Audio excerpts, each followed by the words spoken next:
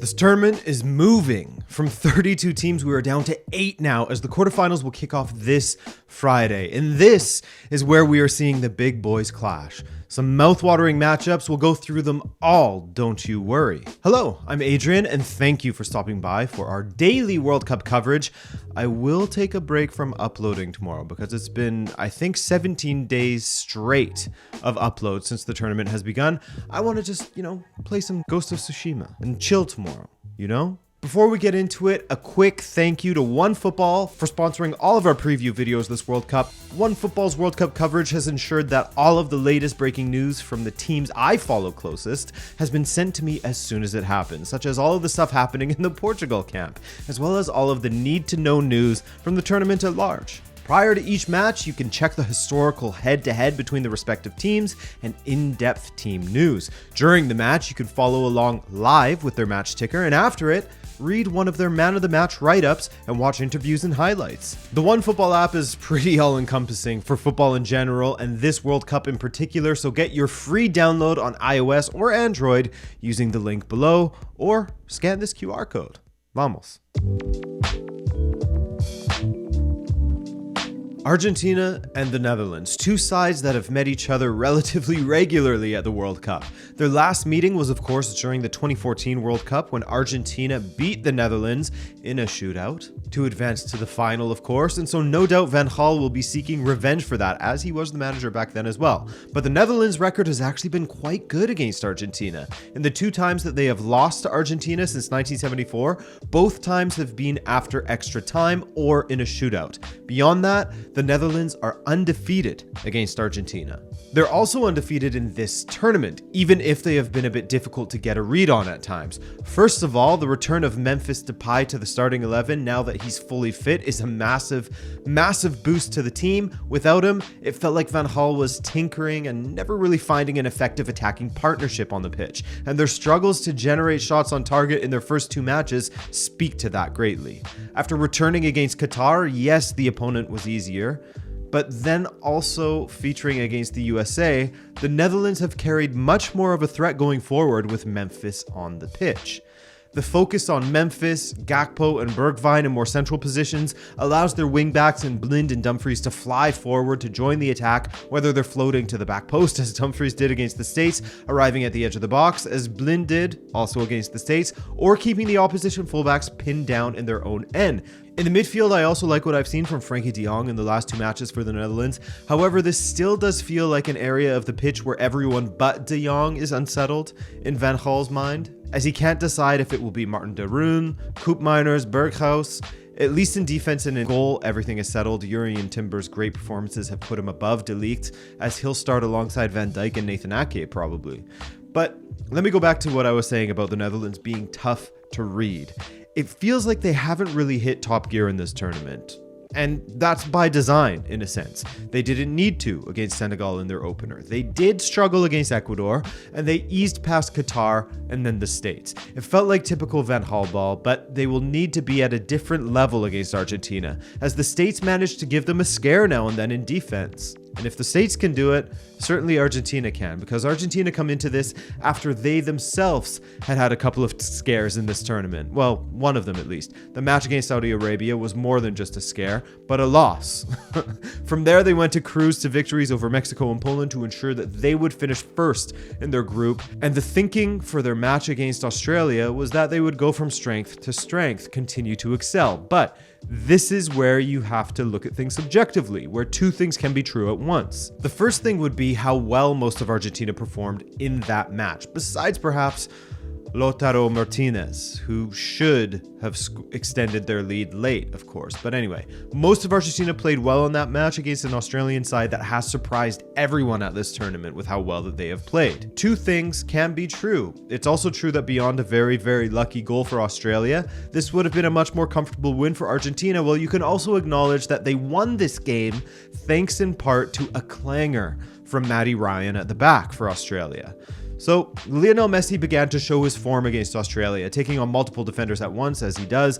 His passing was on, he looked dangerous in the finish as well. De Paul also improved immensely for them, playing that Mezzala role down the right. The addition of Enzo as the deep-lying midfielder has been fantastic, and Julian Alvarez is a ridiculous talent. As I said on Twitter, Benfica and City need to apologize for River. Around 40 million combined for Enzo and Julian Alvarez, that's daylight robbery. Both have been great. Well, Alvarez has looked like he will finally get the shine he deserves on this stage after getting overshadowed by Haaland at the club level, despite great performances for City as well. So it's a tough one to call. You have both teams improving as they go, both teams showing deficiencies, and from my point of view, both teams getting their first big opponent of this tournament. It could go in either direction, but I just barely tip Argentina to get it done again, and perhaps in added time as well. Messi is going to have to pull them through. Two classic rivals, England and France, will go up against each other in the final 8. England's path to the final is suddenly much more difficult than their 2018 path. It's an immediate upgrade in difficulty for them, but it's also fair to say that this English side has themselves upgraded greatly. They were faced with their first challenge, the African champion Senegal, and they passed with flying colors. For me, the greatest story of this English side has been how Jude Bellingham has established himself as their most important player in midfield. We all have well and truly forgotten that Jude Bellingham is still a teenager, man. He's 19. The way that he plays, I mean, I'm in awe. His line-breaking dribbles, his vision, he's tough in the tackle. For me, comparing the two midfields, he's been the best overall midfielder. I mean, a big shout out to Tchouaméni, but for me, Bellingham has shined the brightest at this tournament. Looking at their defenses, in England's first 3 matches or so, they looked pretty decent defensively as Stones and Maguire strike up their partnership once again at the international level, where they tend to do pretty well together, right? But I will say, there were moments against Senegal where Ismaïla Sarr in particular was able to get cooking down the left, England's right, of course, and the movement of Boulaye caused problems on 1 or 2 occasions. He was a wrist away from beating Pickford after all. So when I think of Mbappe down that left flank, with Griezmann through the middle, Dembele up against Shaw and Maguire on the right, and then the movement of France's all-time top scorer Olivier Giroud in the box, I do get nervous for England in defense. France's attack is just another level. Comparatively, France's defense isn't exactly impenetrable by my count.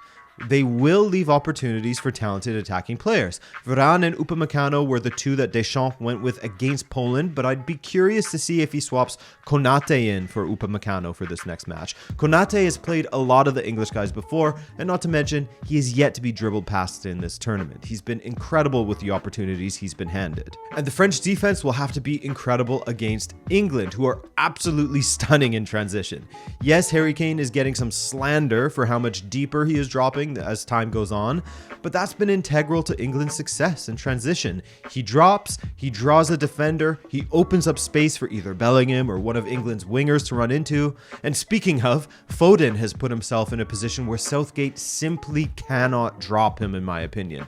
Don't tempt Southgate, though. Well, both Saka and Rashford as the other wingers have been quite good. Both are on 3 goals apiece, while Grealish has been strong during his cameos as well, so Southgate has options in the wide areas. The lineup we saw Southgate roll out against Senegal seems like it will be the same one he'll play against France for the most part, and they're 2 very good sides. However, given France has one of the best players in the world right now, someone who is capable of casually picking out both top corners in one match without overly exerting himself, I give the edge to France. They just have too many players that are capable of brilliance, as England do, but Mbappe is a game-winning professional who has already set the record as the youngest player to score 8 goals in World Cup history before going on and taking his tally to 9. France to roll on in what I hope is a very, very exciting match, thanks in part to their experience. Brazil and Croatia, they've met 4 times in their shared history, and if you're Croatian, you're not liking the looks of things here. In their 4 meetings since 2005, Croatia haven't won a single game against Brazil. In fact, after their initial 1-1 draw back in 2005, Croatia have lost every game, even failing to score in 2 of those 3 matches. However, their last meeting was in a friendly prior to the 2018 World Cup, and since then, I think it's fair to say that Croatia have turned a corner a little bit with their national team program. Runners-up at that World Cup, and recently securing their place in the Nations League finals. Yes, it's Nations League, fellas. I know, a lot of you don't back it, but the teams playing in it do. In this tournament, I've been pretty vocal about how they haven't impressed me a ton, which is saying something because I really backed them coming into Qatar. I had them easily finishing top of their group, going on another deep run in the tournament, etc. But based on their play, they failed to impress. Their first match was a draw with Morocco. That's fine. That's an understandable result. Then Canada played into their hands, played completely open. They were killed in transition, and Croatia's finishing was especially good on the day. But against Belgium, who are pretty flat, they were lucky to come out of that game alive, and had Lukaku known how to finish against them, Croatian players would be on vacation at this point, with Belgium advancing in their stead. But if I had wheels, I'd be a bicycle, right? And there's always a little luck involved when it comes to tournament ball. But perhaps Croatia have used theirs up, in a sense? Well, if you were to watch the match against Japan, I don't know that they were necessarily lucky. They just were a bit uninspiring, in my opinion, eventually getting the victory via a shootout. Terrible penalties from Japanese players, yes, of course, but also great work from Livakovic in goal. You gotta guess right in order to save it, and he did so not once, not twice, but 3 times in the shootout. That's not luck. He'll be haunting the Japanese players for a long time. Going forward, Croatia looked decent, but I think it's safe to say that the midfield is the most trustworthy part of their team, with Modric, Kovacic, and Brozovic. That's an incredible midfield. The only consistent player in their attack, for my money at least, has been Ivan Perisic. Kramaric often flatters to deceive, in my opinion. He comes and goes, while their defense comes and goes as well.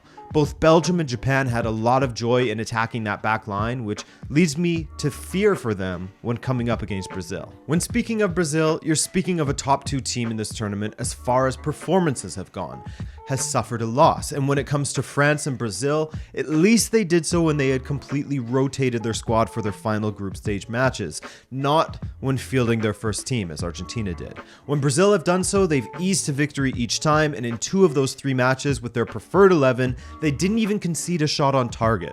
Alisson was chilling on a beach with his guitar for the first 2 matches he took part in. South Korea changed that, of course. I do think that Brazil was guilty of taking their foot off of the gas in that second half of their match against South Korea in the round of 16, as they were already 4-0 up at halftime already, but credit to South Korea as well, as they were no slouches, as they proved against Uruguay and Portugal previously. And so coming into this match against Croatia, it's hard for me to see how Brazil lose this one when looking at how Croatia has played this tournament versus how Brazil has played.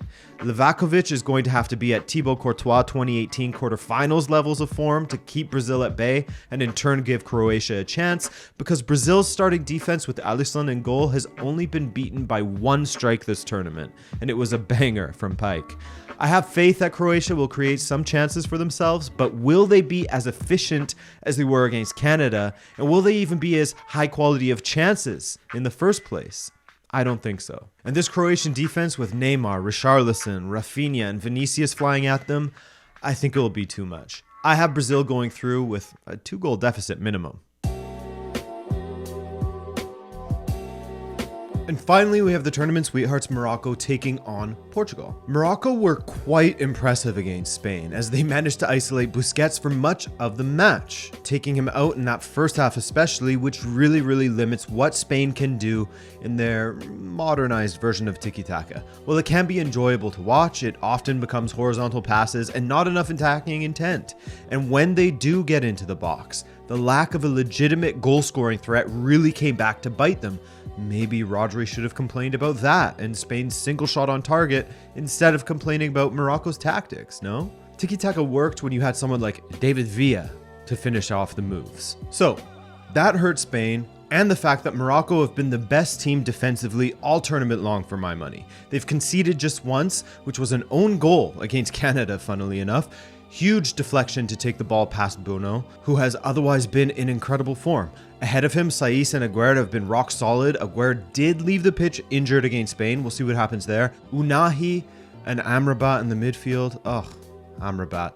one of my favorite players at this tournament so far. The way that he always seems to be able to get a foot on the ball, wriggling his way onto it, out-muscling his opponent, cutting off passes. He's like an octopus, the way that he can latch onto anything in the midfield. In fact, I find that he's giving me some N'Golo Kante-esque vibes with just how dominant he's been, where even when you think he's been beaten, he recovers and gets some kind of touch on the ball or wrestles it back somehow. For me, he's the heart of this team and is absolutely central to everything good that has come from Morocco. Of course, you have Hakimi and Ziyech down the right, and Boufal is capable of sending any defender for a hot dog, but he suffers from the same thing that many ballers of his ilk suffer from, a lack of an end product. And through the middle, both En-Nesyri and Chedri haven't done enough to nail down the starting position. That's where Morocco is absolutely begging for added quality, a clinical finisher who can add the final touch to their counter-attacking moves, with Chedri and Nesyri couldn't do against Spain's high line. Portugal didn't have any issues finishing off their chances against Switzerland, however, and Gonçalo Ramos came in, scored a hat-trick against Switzerland, and in turn became the youngest player to score a World Cup knockout round hat-trick since Pelé did so. Gonçalo Ramos turned 21 this past June, by the way. And Portugal in general were playing without the shackles on. I said this in a previous video, but you guys know how much I have scrutinized Fernando Santos in the past for his tactics, which basically amounted to double pivot and pass to Ronaldo. But against Switzerland, this was the free-flowing attacking football that we all knew Portugal was capable of. How could a team with guys like Bruno, Bernardo, João Felix, etc. not be capable of that kind of liquid football? Portugal were aided in some respects with how Switzerland's defense looked completely shell-shocked. Who knows? Probably because they had only trained on how they would isolate Ronaldo and cut off that threat, cut off the supply to him. But Portugal did well to exploit them. I also think that while Ronaldo being benched was the talk of the day, more praise should be given to Santos for playing Diogo Dalot ahead of João Cancelo, as Dalot is absolutely deserving of a starting place for Portugal based on his recent form for club and country. He's been immense, and that assist for Ramos' second goal is the perfect example of what he can offer.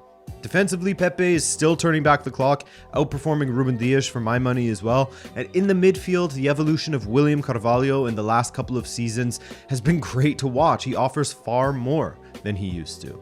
I think Santos should roll out the same lineup, and with Morocco's main threat coming down their right side, Otavio will need to be disciplined and tracking back to help Guerreiro on the left, or whomever Santos starts at left back. Could be João Cancelo, we'll see. But Guerreiro certainly put in a good performance against Switzerland.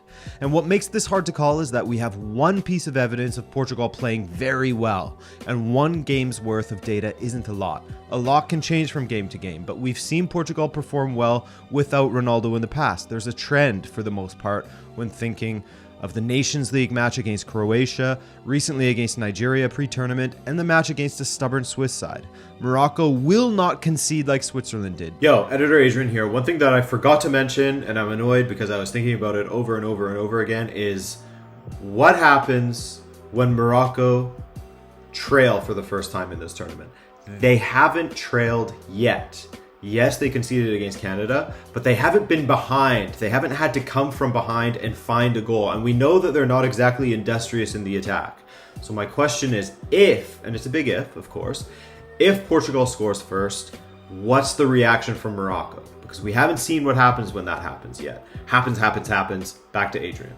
But if Portugal play without the shackles, they will offer far more danger than that one shot on target Spain provided. So I have Portugal slipping past Morocco. And that will do it, my friends. A big thank you once again for coming through and watching all of the content lately. Your support during this tournament has been absolutely immense. To all of the new subscribers and the guys who have been sticking around for actually, YouTube has a feature where I can see how long someone has been subscribed to me if their subscriptions are public. And whenever I see someone comment who has been subscribed for 3 or 4 years, I mean, that really warms my heart. We have a good relationship. So thank you for sticking around, and a big welcome to the new guys. Hopefully you don't get sick of me too quickly. All right, enjoy the rest of the tournament, guys, and hopefully I'll catch you in a couple of quarterfinals live watch-alongs so we can chat live together. All right, take care.